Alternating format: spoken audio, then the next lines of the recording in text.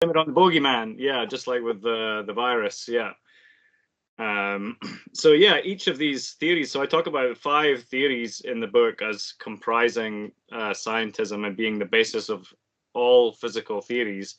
And that's atomism or atomic theory, quantum mechanics, all this kind of thing, nuclear physics. Just I call atomism. Gravity, theory of gravity, big one. Heliocentrism, again, another Jesuit theory. And then evolution and the germ theory, the theory that viruses cause disease. So, those 5, interestingly, they all have their own bogeyman, right? So from the atomism, we get the atom bomb. From the gravity, we get black holes. From heliocentrism, we get aliens and spacemen and all this kind of thing. And obviously, from evolution, well, we get viruses, which are this kind of, this source of disease. These disease-causing creatures that have evolved, of course, out of the goo, and just exist purely to inflict undeserved suffering on human beings. So I saw it as this whole like stack of ideas that are all kind of interrelated and depend on each other. And I thought the Tower of Babel was really a great metaphor for this science, because it's not connected to the ground. It's like going up, right? It's going up into the air, into the mental realm, and with all these like fields of science, the work is it's painfully hard to penetrate. It's so technical and complex and jargon heavy and dense, and it's like you're really and now that I have no academic ambition, I can see kind of through a lot of that stuff, and just like you say about the different levels of reading, like it's a complete waste of time reading a lot of that stuff, right? It's like there's not they're just talking about things that are not connected to reality. And so I think just having the kind of like 20 years away from academia, going through a lot of, doing a lot of personal work, and having a number of awakenings, as it were, I just kind of came to like a bit of a kind of a crystal clear picture of modern science. I wanted to really do my best to sort of rebuke it and debunk it.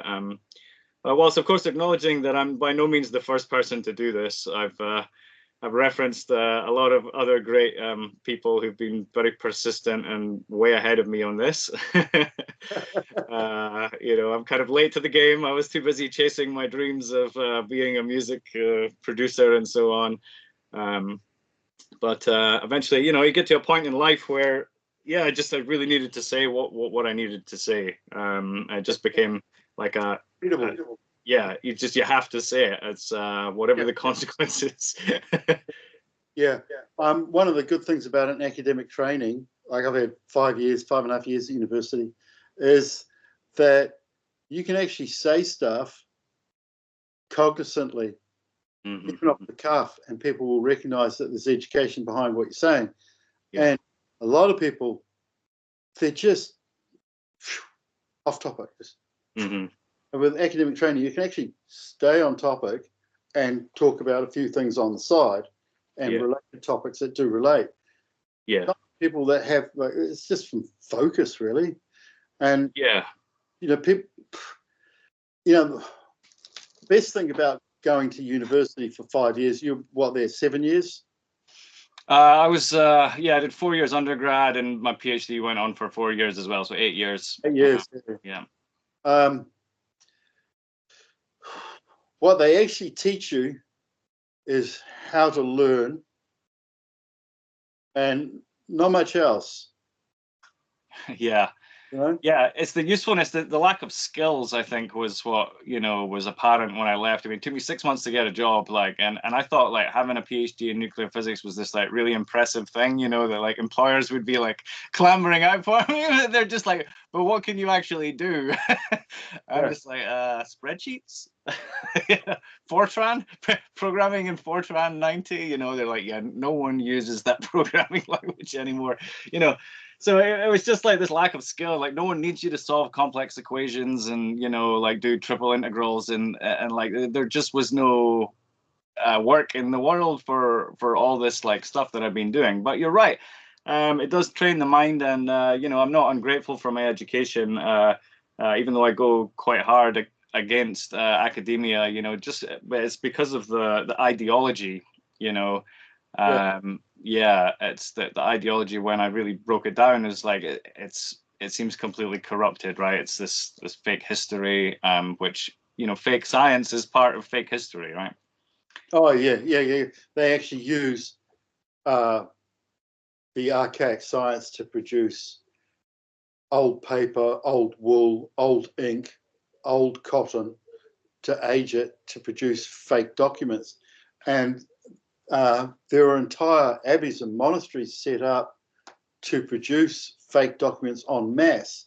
And the Catholic Church produced 1971 fake charters, fake treaties, fake laws, and Bay Tapestry, fake documents, including the Magna Carta, entirely fake, and then backdated them into history, which was called habilitation. So they would get Jesuits into high positions so they could insert these documents.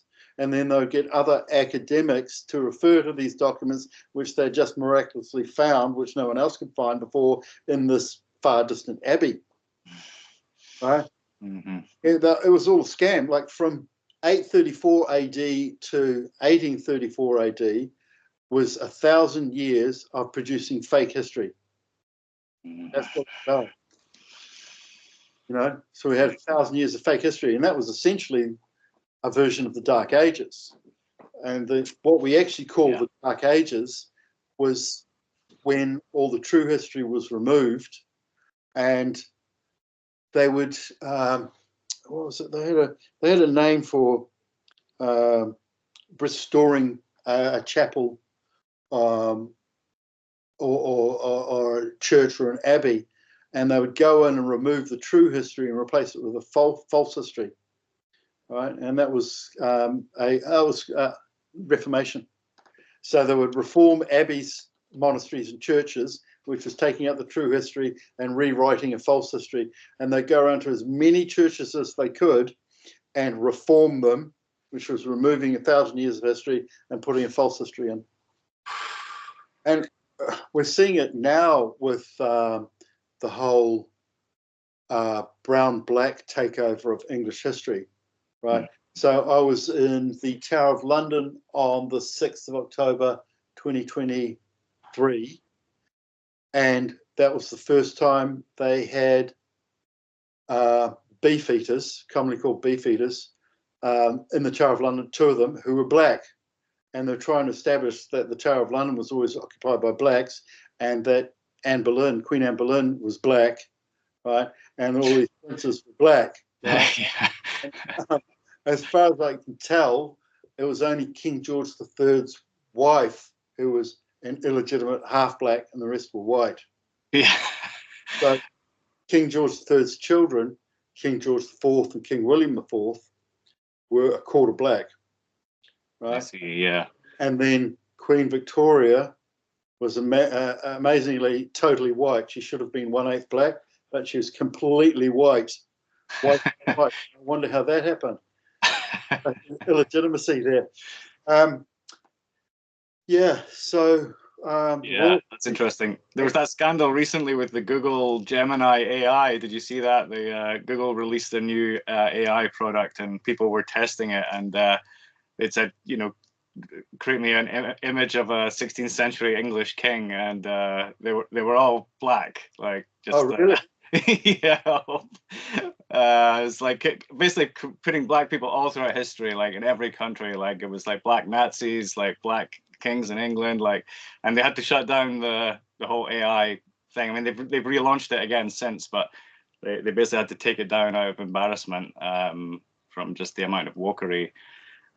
Because the AI was trained on Google, right? And of course, they've been, part of like this whole thing. Like if you go to Google and search a white woman in the image search, right? You're gonna get loads of black people, right? And and interracial stuff, right? It's like it won't just give you all pictures of a white woman, you know, that it would the AI would consider that like offensive or unbalanced, even though that's what you're asking for, you know.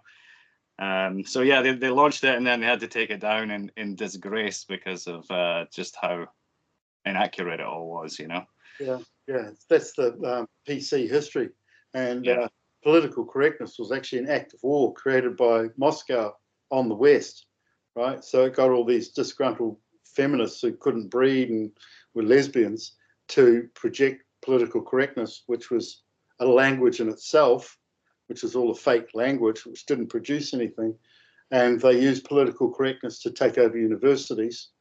So the main criteria of success in university now and getting a degree is that the professors and the tutors consider that they've changed your sexual orientation.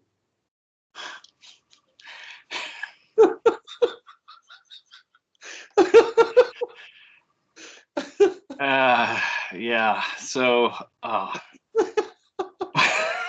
See that, right? For a university, that's what they're doing. You know, heterosexual male walks in at 18 and he comes out at 24 with a double master's and he's dressed as a woman. A double master's and a double mastectomy. The women go in all beautiful and, you know, able to get pregnant, and they come out as bulldogs with short hair and a bad attitude. And they don't want to breed or get married. So what have you got? 1.1 children per white couple instead of 2.4, and you need 2.1 children to continue the population. And what, it's down to 1.1, did you say? Yeah. And that's in Italy, which is Catholic and prolific for breeding, and they're not doing it. So the goal of education, well, it was sold education, but it was actually sex change and sexual orientating change, and lack of white breeding was actually the goal of education. So women who are worked.